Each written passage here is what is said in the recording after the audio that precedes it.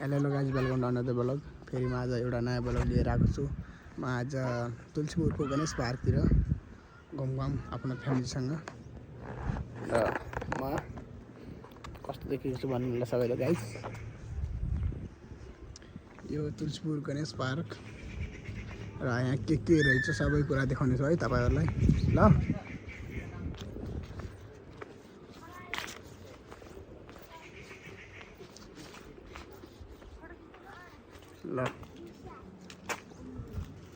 हेर चाहिँ खरायो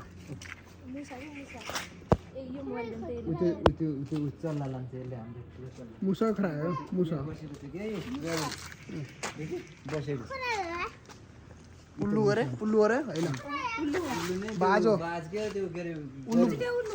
पल्ला उठाएछ उल्लु यो त्यो बाज र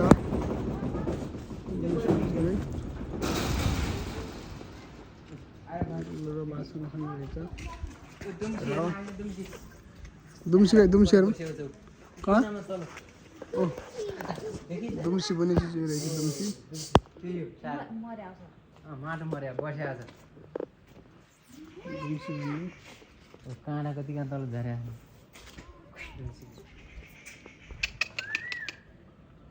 दुम्सी भन्ने बाँदर पनि रहेछ यो पार्कमा होइन क्या बस्या छ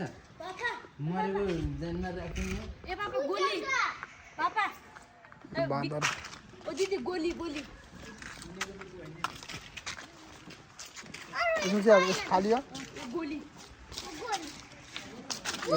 यो त गुना रहेछ गुना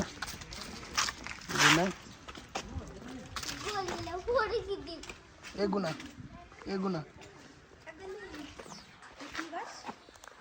हिरण माथि के भित्र के हामीले हेर्यौँ नि त्यो भित्र पनि छ एउटा के छ मुसा त्यो भएर पहिला यसलाई भन्छ गाई जेब्राको मूर्ति रहेछ यहाँनिर। गाडी यहाँ हिरण के छ सबै कुरा देखाउँछ ल गाइस। के छ आँपहरू राम्रो फुलिरहेछ एकदम चकचकाट मन बहलाउने ठाउँ।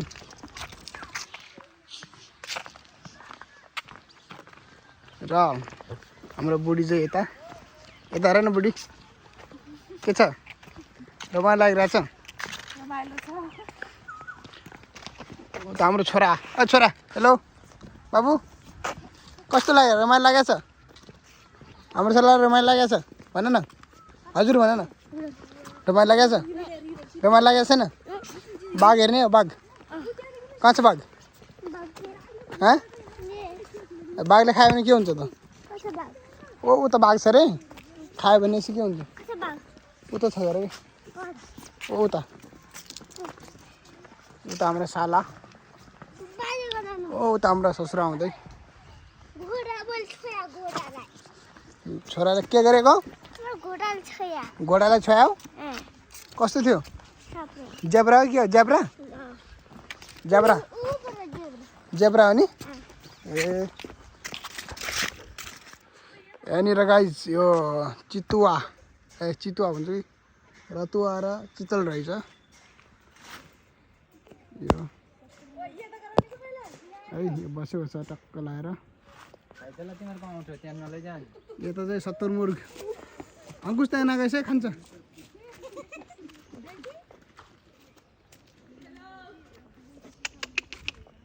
यो चाहिँ 70 मुर्ग रहेछ अस्टिच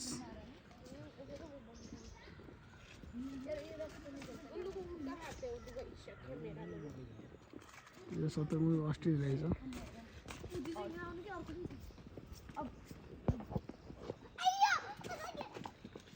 आउँदैछ गाइज अस्टिच है अस्टिच आउँदैछ गाइजलाई हेरौँ है मुन्टो एक बित्ता भाइ निकाल्छ अहिले टाढो मुन्टो राख्नुपर्छ एक त भाइर आउँछ होला मुन्टो पनि ए गाइज आयो पुरा आइदियो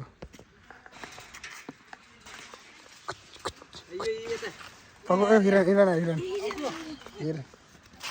यो गाइज रतुवा टोक्ला रतुवा आयो 70 मुर्ग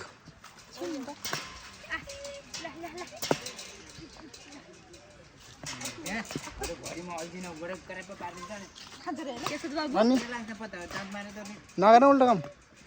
आइ तपाईँ यहाँ काम गर्ने मलाई मेरो तुवा पापा अनि ओ पापा ए चितल चाहिँ पाटे चितल उता रहेछ बसेको यसले त यसो खुट्टा लाग्यो नि मान्छे मारिदिन्छ पेटमा चितल चाहिँ थुप्रै रहेछ नि कति रहेछ 6-7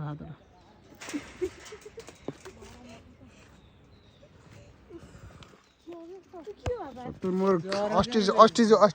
त्यो के त्यो अस्टेज होइन सेतर मुर काकर खै त इंग्लिशमा अस्ट्रेज भन्नु काकर खै अब काकर पाइला चाहिँ त्यत्र आउने अनि यसो खुट्टा लाग्यो हे भगवान के मर्ला रे दुईटा मात्र किन यहाँबाट कोही जान्छ अब अगाडि के छ हेर्नुहोस् है ल बाघ कता छ बाघ उता बाघ हेरौँ त बाघ काकर खै काकर ए गाइस खरायो ऱ्याबिट कमसेकम अस्ति पापाले यति यो सेतो जुन त्यतिकै मारेन कि यही खैरो यस्तै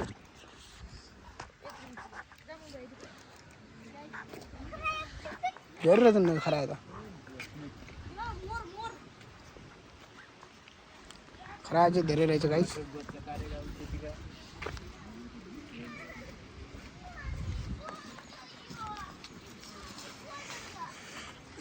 यहाँ लेखेको छ जनावरलाई जिस्काउने तथा कोट्याङ काम नगर्नु होला भन्ने लेखेको छ यतातिर रहेछ मयूर देखिएको छैन क्या मयूर चाहिँ यो चाहिँ मयूर रहेछ उता देखिन्छ कि जाल चारतर्फ भनेर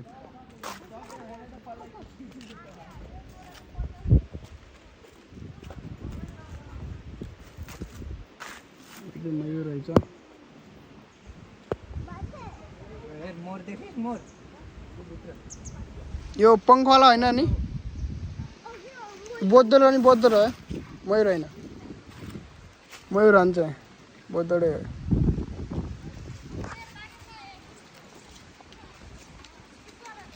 चितो हो क्या बाघ पाटे बाघ होला त्यो जुडभित्र हुन्छ उता किन इस्यो अनि यहाँ भित्र त गएन अनि त्यसैले कुकी लागि रे अन्त ऊ तोड्दै जाने उपर के कुना उताबाट जाने उपर कुना उताबाट निस्किनु न पाटे बाघ रहेछ गाई चाहिँ पाटे बाघ डेली मान्छे आउँछ नि यसले हेरी मान्छे कोही होला यो चाहिँ पाटे बाघ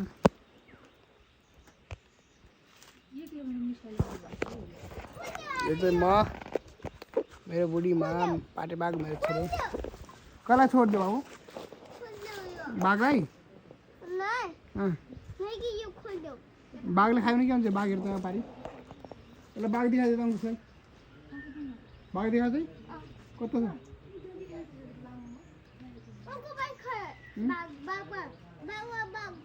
पाटे बाघ हो क्या चितुवा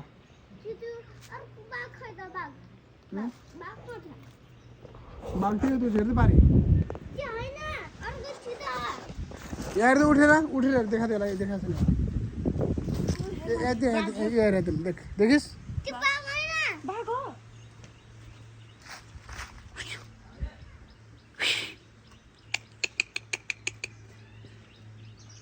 टोक्यो भने एकदम पुग्छ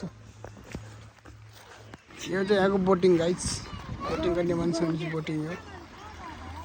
बोटिङ एरिया